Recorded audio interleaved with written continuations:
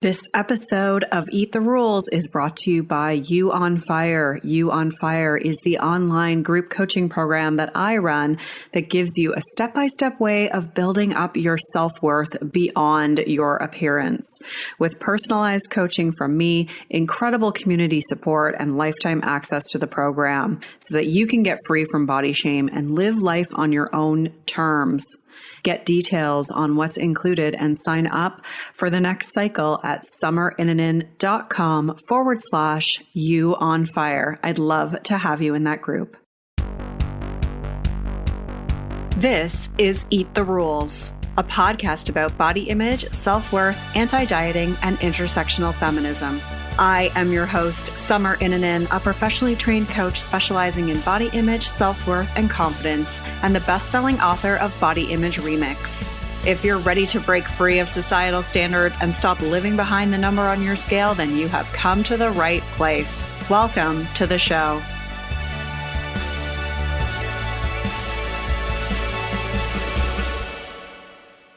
This is episode 247, and I'm joined by Amy Green-Smith, certified and credentialed life coach and hypnotherapist, masterful speaker, and personal empowerment expert.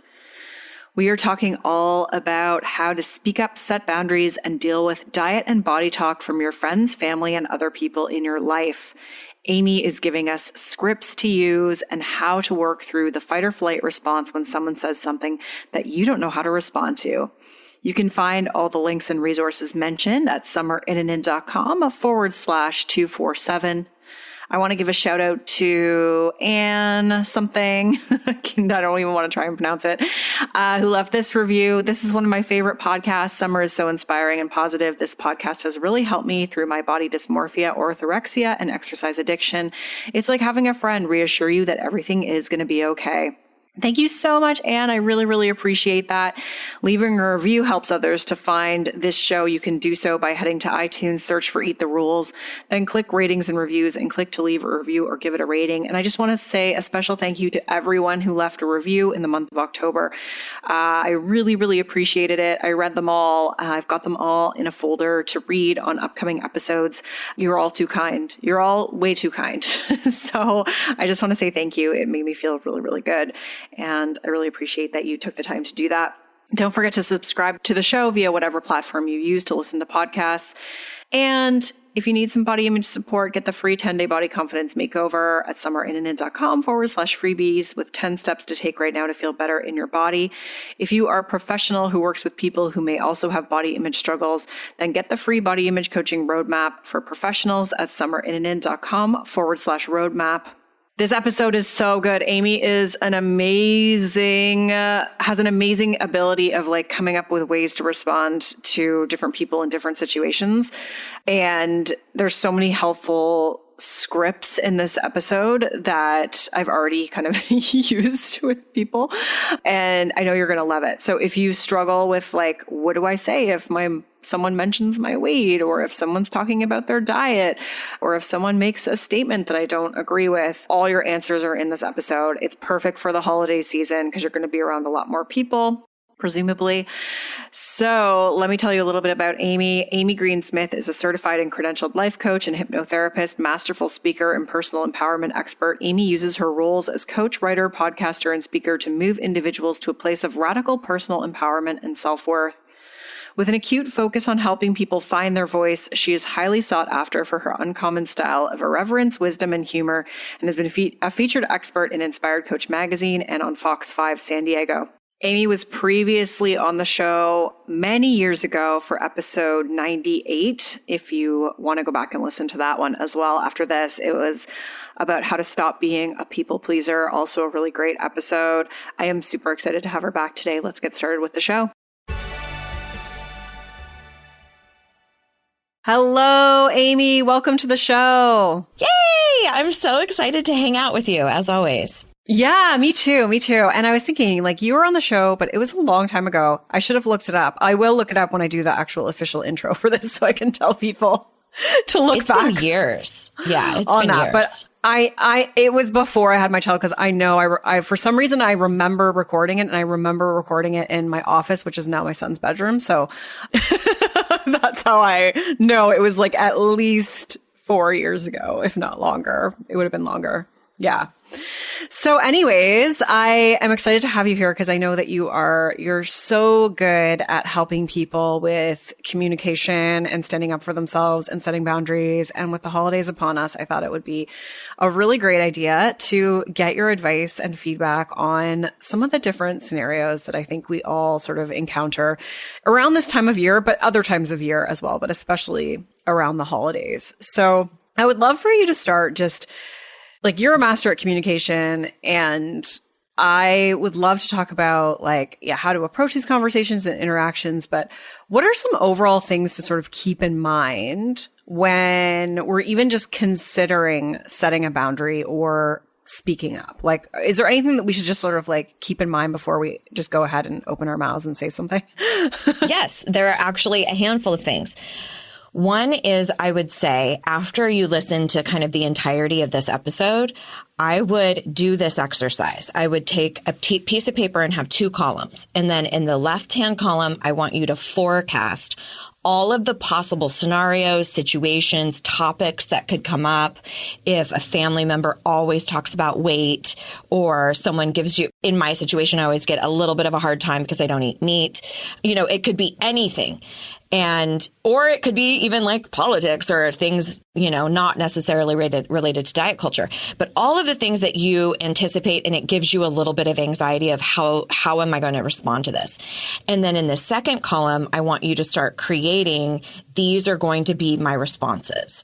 So this is what I like to call gearing up. And it's sort of the antithesis of being caught deer in the headlights, where you're like, that's super offensive, but I don't know what to say, and then we usually get really combative and start a fight, or we shrink and hide out and feel really awful about not saying anything. Those are the most common responses.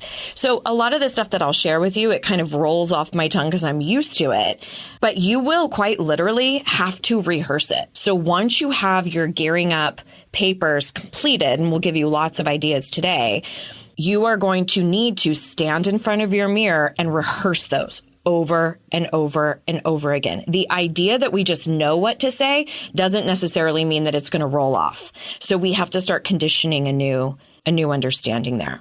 Another sort of blanket concept to know is that it doesn't matter how far down the wrong path you've gone, you can always turn around. So if you've gotten into a yelling, screaming match, you can always say, you know what, I think things have gotten a little off the rails. Let's take a time out. You don't have to keep doubling down. So when you notice holy shit, I'm in a vortex of a ton of passive aggressiveness or yelling and screaming, you can leave. Another thing to know is just because someone asks you a question, it doesn't mean you have to answer. So if somebody says, oh my gosh, you're really going to eat that? Or don't you think you should lay off on that? Or does some sort of fat shaming behavior, does not mean that you have to respond and give them an answer. You can say, what I'm eating is not up for discussion. Just, period. And we'll give you some more, but there's just some kind of overall things. I think a lot of times we think, once I've heard it once, I should be able to just magically do it. But most of this is practice, is genuinely rehearsing it. Yeah. And actually, I would love to know, from your own personal experience, were you always good at this, or is this something that you honed with practice? Oh, no, I've always been amazing. No, just kidding. Of course not. No, I definitely have had to hone this and learn. In fact, it was kind of my own situation where my mom and I had, so to go back a little bit, what I was discussing earlier about how we typically tend to either be super combative or we run away, that's sort of the fight flight showing up, right? Those are the most common responses to feeling a sense of threat. I was definitely the fighter. And so I would have these arguments with my mom, and I felt very strongly about what my stance was and what I was trying to convey, but my delivery was what I needed to apologize for. So it wasn't until I cleaned up so many messes of saying, hey, mom, I haven't changed my perspective about X, Y, or Z, but how I delivered that to you was not fair and not acceptable. And for that, I'm apologizing. I think too often when we get into a situation that's really emotionally uncomfortable because two people feel very differently about something, we want, and again, disproportionately as women, and then even more so if you're a part of a marginalized identity, that we feel this need to smooth it over and make sure that everybody's happy. And so let me take back anything I said. Don't take back how you feel about something, but clean up your mess if your delivery was shitty. Those are the things that we can go patch up. Oh, that's really good to know. Yeah, I'm definitely the fighter. I'm either. Like, depending on the person, I can easily flip into fight, or if it's like, if I'm trying to not go into fight, then I just go into flight, right? Like, and I think that I will admit that I really struggle in situations where I'm caught off guard. So we'll get to some more specifics around that, but it's good to know that like you've sort of been there and reconditioned yourself. Actually, if you don't mind, let's start with caught off guard. Yeah. If you don't mind, sure. Yeah. I've got a bunch of ideas for that. So, and I want you to just jot these down and then decide what feels like it's your voice and literally create a script for yourself. And I would zero in on one, because if you try to have all of these different responses for when you're caught off guard or a specific scenario, you'll lose it. So just find one that you like. So what you can do when you're caught off guard is just say that, okay?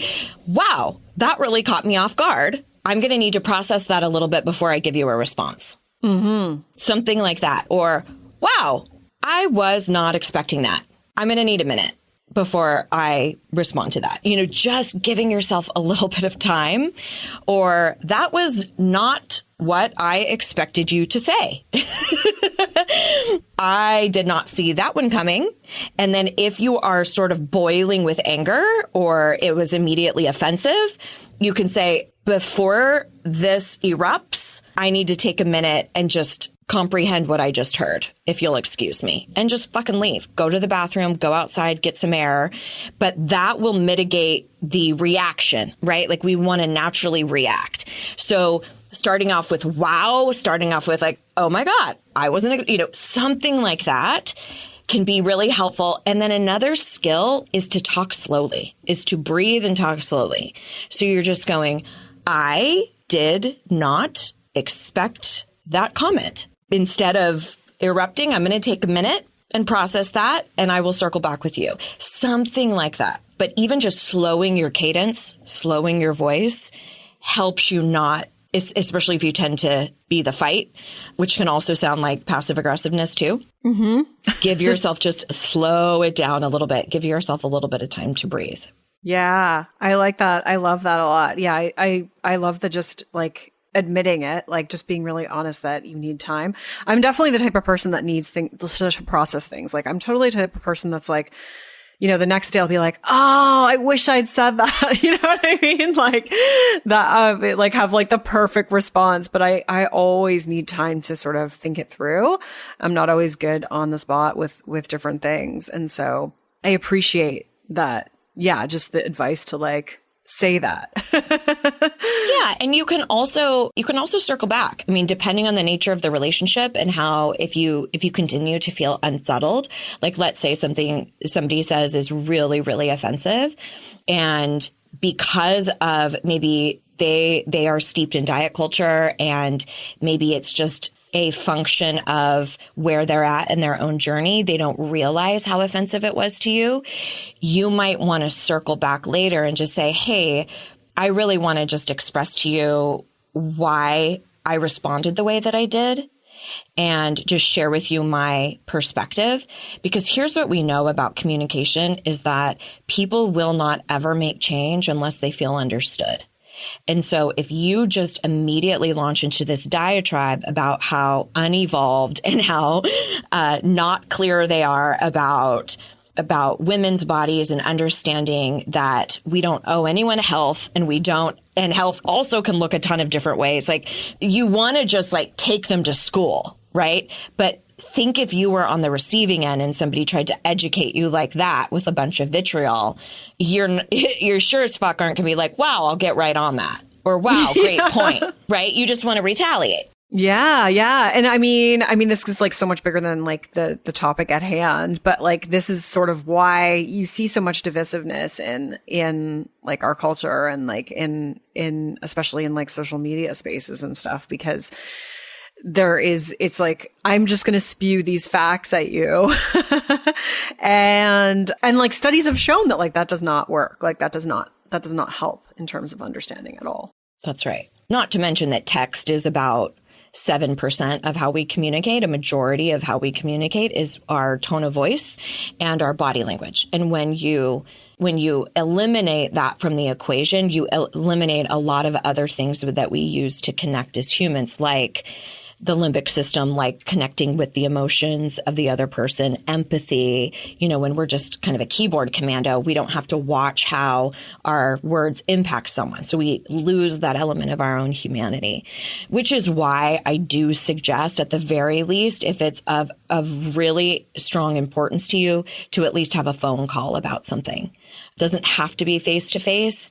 It doesn't have to be. Like, you can certainly start with writing.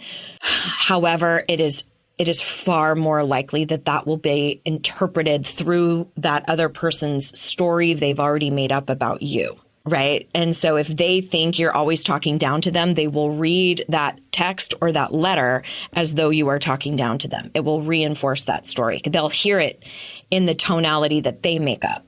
So I don't like to say never or always, but just know that your communication isn't getting any favors by being in written form. Okay. So with that point, which is really, really good, I'm curious to know, like, what advice you have for someone who is like frozen by fear in terms of doing that.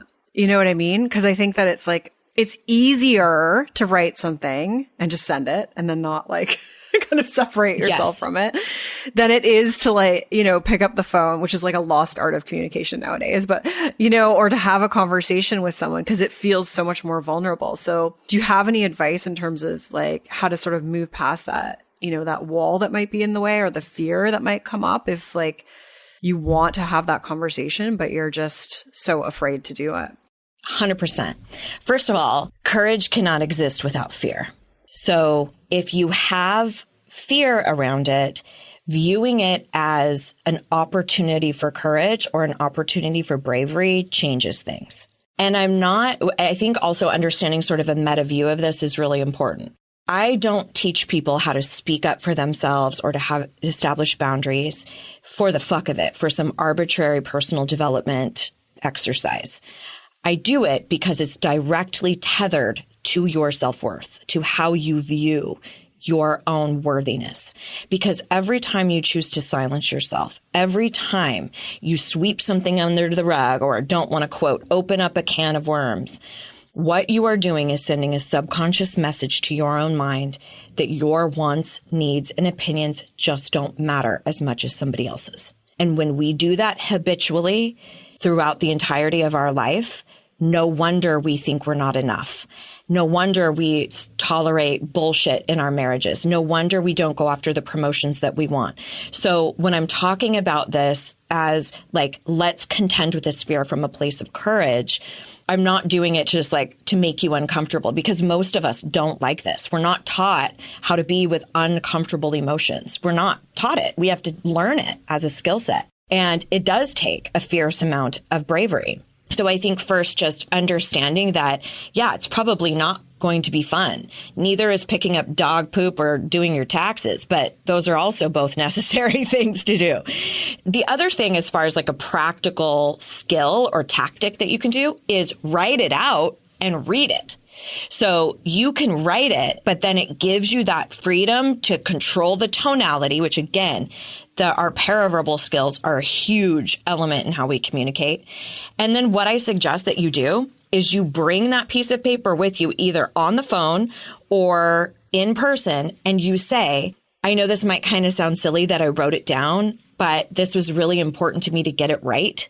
So I do hope you will indulge me as I read this. Like if you say, I did this because I value this relationship, or I know that I've gone off the rails and gotten really vitriolic and screamed and yelled in the past, I want to mitigate that. So I wrote it down because that's not fair to you for me to scream and yell. So you can always just say, hey, this shit matters to me. That's why I wrote it down. I wanted to get it right. I wanted to give you the respect that you deserved. And then you say, my request is you allow me to get through this. And then I'm happy to hear what your perspective is. So being really clear about what your ask is at the top, let me get through this. And then there's probably another ask inside the content of please don't discuss weight with me. Please don't discuss food or dietary choices. Please don't share with me your, experience with the scale or your diet group. I'm not those ears that can hear that for you. So there's usually another ask in there somewhere, but at the top of it, it can be just, I would really appreciate it if you would hear me out. And if they interrupt, then you say, again, I'm super happy to hear your perspective. Please allow me to finish. And then I would love to hear what you have to say. Yeah, so good. And I really appreciate how you brought it back to self-worth. It's like, I always say to people, it's like, reinforcing that you matter when you make more difficult choices like this, or when you are doing something that's really to, protect yourself or stand up for yourself. So it's amazing how those little actions can make a big difference to the overall, belief system that we're holding about ourselves. And once you do it, just like anything else, it literally is like learning a new language. Once you start doing that over and over again, now you have evidence. And you go, oh my gosh, remember that one time I told my aunt what was up about giving me shit about my food or whatever at Thanksgiving? I have evidence that I'm capable of this. It probably is still going to be scary. It's still scary for me in certain situations. But I know that the other option is choosing that I don't matter as much. And I personally feel like we need more marginalized communities. We need more fat bodies. We need more disabled bodies, queer bodies standing up and saying, I matter just as fucking much. And you're going to hear what I have to say. And you're going to hear my boundary, right? So I also feel like there's an altruistic, bigger perspective of we've got to do this for the daughters. We've got to do this for the marginalized communities too, to start a new precedent of no, everybody matters and deserves to have their voice heard. Yeah, totally. So I would love to get into some more specific scenarios, with the holidays coming up. And you sort of touched on some of this in the explanation that you just gave. But what's your advice to someone who is going to be around a family member who has been known to maybe make comments about their body size or the food that they eat? What can we do in that type of situation if we know we're going to have to be around this person? Yeah. So the first thing to know about this is to not take the bait. And when I mean not take the bait, it is we're not going to start debating the content of whether to use the word obese, if that's okay, or we're not going to get into a big debate. We're just going to shut that whole conversation down to begin with.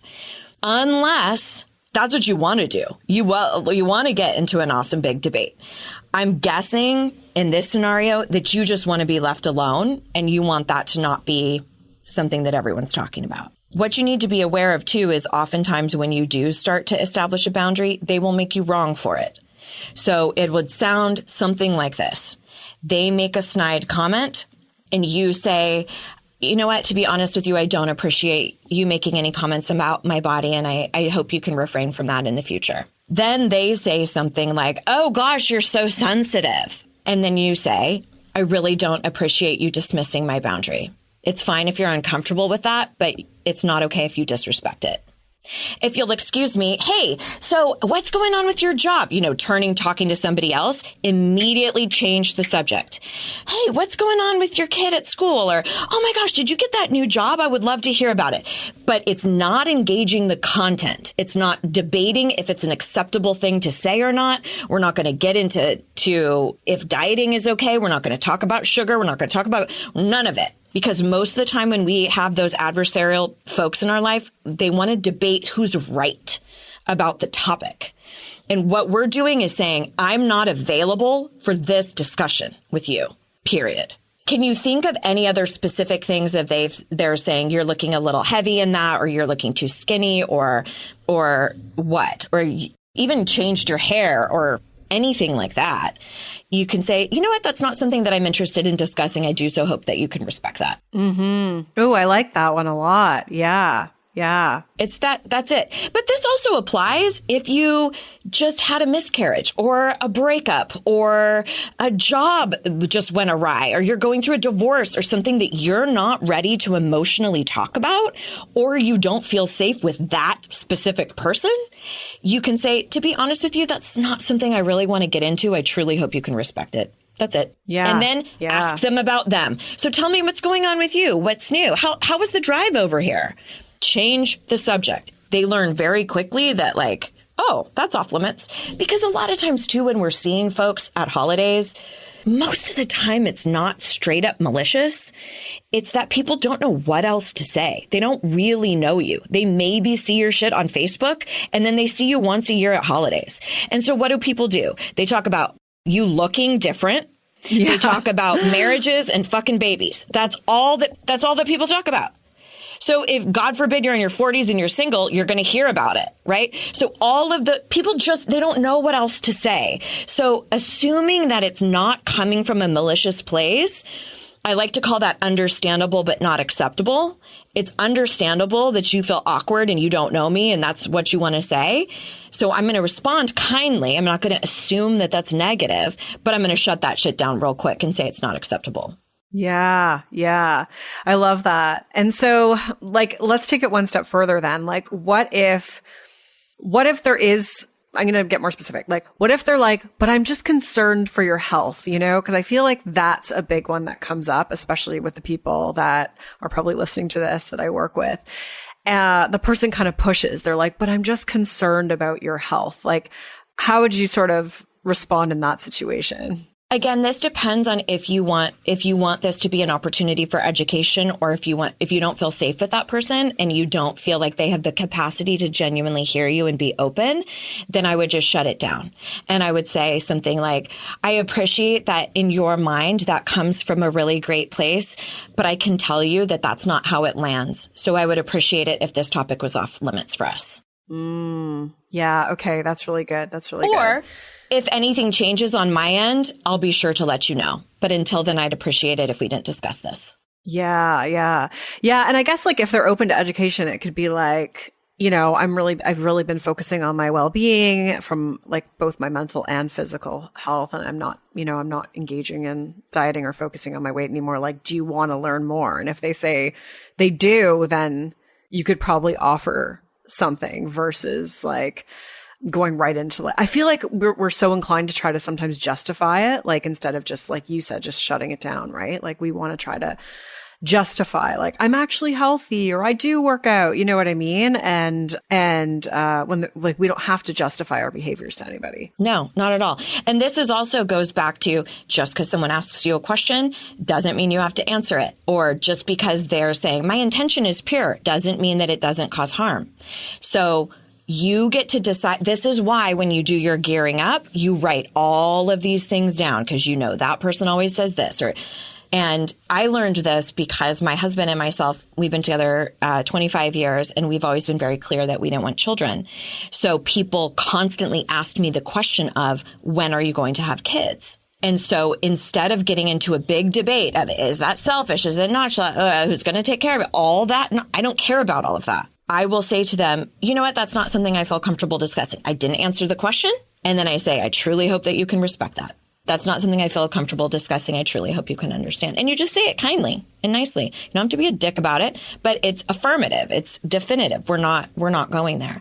Now, to go back to the question of, but I'm concerned about your health. In that situation, I might, if it is somebody who you think you could invite in, maybe it's like a cousin you always have been connected to, right? Is to say something like, you know what, to be honest with you, that sort of a framework is actually causes a significant amount of harm more than good.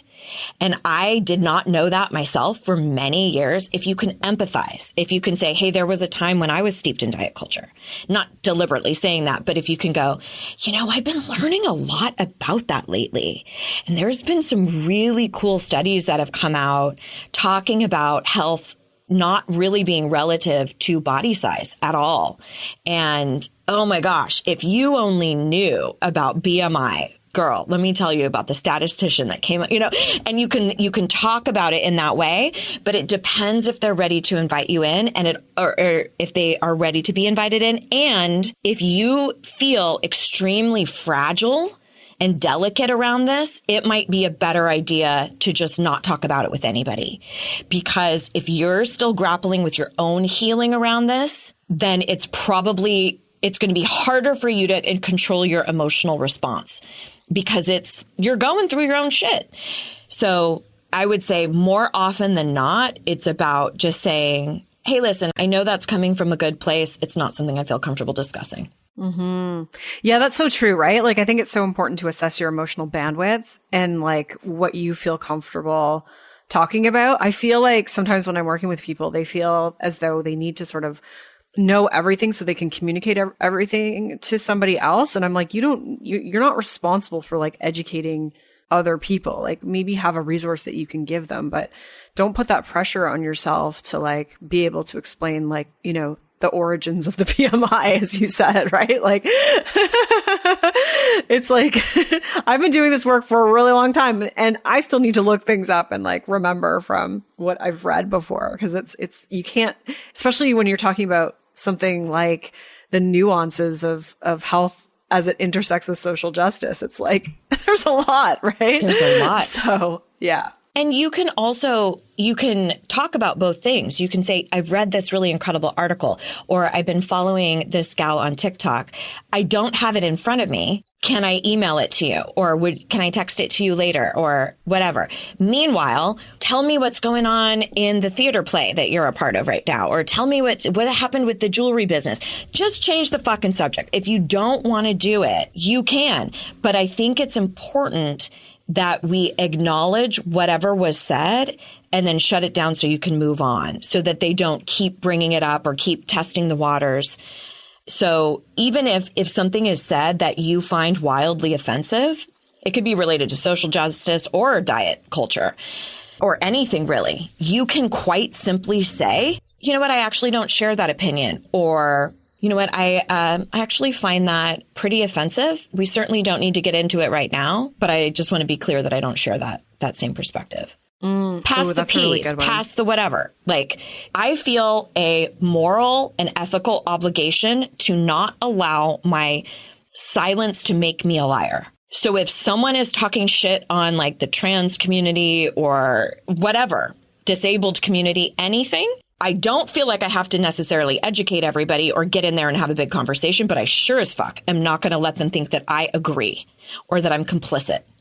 So in those situations, I will say, I don't share that opinion, or I have a very different perspective on that. I don't think this is the time and place to get into it. Pass the peas. I don't know if anyone has peas at Thanksgiving, but pass whatever.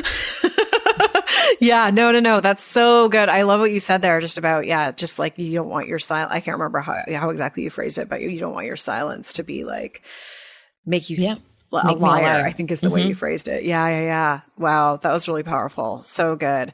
I'd love to like quickly run through a couple other more specific scenarios. Cool. I know a lot of people sort of wonder what to do, like if one of their good friends is dieting, or if their partner is actively dieting. Like, how do you, like, you want to kind of support your friends at the same time, like you sort of need to protect yourself, your own healing, and you also maybe feel like what they're doing isn't the greatest. How do you approach that? This is not dissimilar to a friend who's dying to get you into their MLM and wants to sell you a bunch of fucking leggings, or who you have a different political stance, or you have a different religious stance. You believe in a different higher power. It's not dissimilar to that. So in those situations, what I would suggest, if it's a friend, if it's a partner, to have a conversation with them outside of a triggering comment. Okay. So ask to have a sit down with them and just say, hey, I wanted to run some stuff by you, or I wanted to get your thoughts on something. And here's what I want to say, right? So you're not in the heat of the moment. It's not like they just said, oh my God, I'm so this, and like grabbing their stomach or something. And you're like, oh my God, no, don't. So when it's outside of that scenario, you have a sit down conversation with them and you say, hey, listen, I know that you're aware that I've been going through my own stuff related to my health and my size and seeing things in a much different way. And I know that you're not in that same place. So I don't expect necessarily you to see all the things my way or for me to see it your way. Here's my request. I think because we're in such different places, it would mean a lot to me if you would turn to someone else to support you with that journey. I don't think it's really fair to either one of us for me to be the person to be backing you up. Because quite honestly, I think we're on two completely polar opposite belief systems about it. And I know that it's not healthy for me to engage in that conversation. And it's also not fair to you to have someone who you're trying to lean on for support who thinks you should be doing something differently. So I would try to get ahead of it that way. And I would try to be as specific as possible. But it's not dissimilar to, I had a conversation with my mom and she was telling me stuff about that happened in her childhood. And I said, I'm equipped to carry this, but it's not fair for me to carry this, right? You need to unpack this with a therapist. I am not the proper support channel. And that's the same for somebody in your life who is really committed to their diet journey. In those situations, I'm not the appropriate party to be the supporting person for this. Imagine if somebody wanted your support in some hunting competition and you're a vegan. Like, it's the same sort of thing. It's like, it's not appropriate for me to be the support for you because it directly goes against my moral compass and my ethical code. So based off of that, I wanted to just get an understanding between the two of us. So I think it warrants a bigger conversation outside of triggering statements. Mm-hmm. Yeah, that's so true. And I think that that's so important, right? Is to again, take the pause on that and then revisit it at a time when you can really have it thought through. You've been so helpful here. I've loved it. I think it's going to help so many people. This has been amazing. So where can people find more of you, Amy? Sure. So my little corner of the internet is over at amygreensmith.com. All of those names are spelled in the most basic of ways. Nothing fancy. Green is just like the color. amygreensmith.com. And you'll find a bunch of freebies I have over there. I've been doing a podcast for 9 years myself, 9.5 years. Summer's been on the show, so we'll link that for you as well. And I have obviously the free podcast, some free hypnosis tracks for you, some free workbooks. And then, like any self-respecting Gen Xer, I hang out on Instagram the most. You can find me find me under the handle Amy Green or Hey Amy Green Smith over on Insta, and just come say hi. And your podcast is the Bold-Faced Truth podcast. That's right. Right? Yeah. The Bold-Faced Truth. Yeah, I figured we're oftentimes responding with bold-faced lies. So what would it be like if we responded with the truth instead? Yeah, I love it. Well, I really appreciate everything, and you're such a pro at this. So it's been wonderful having you on to talk about this. Thank you so much, Amy. Oh, you're so welcome. Anytime. Rock on. I hope you enjoyed that episode as much as I did. I hope you feel empowered to speak up. I hope you feel like you have some tools now, especially if you're like me and you immediately go into fight or flight when people say uncomfortable things. I certainly feel much more equipped now myself. You can find all the links and resources mentioned at summerinnanen.com/247. Thank you so much for being here today. Rock on. I'm Summer Innanen, and I want to thank you for listening today. You can follow me on Instagram and Facebook at Summer Innanen. And if you haven't yet, go to Apple Podcasts, search Eat the Rules, and subscribe, rate, and review this show. I would be so grateful. Until next time, rock on.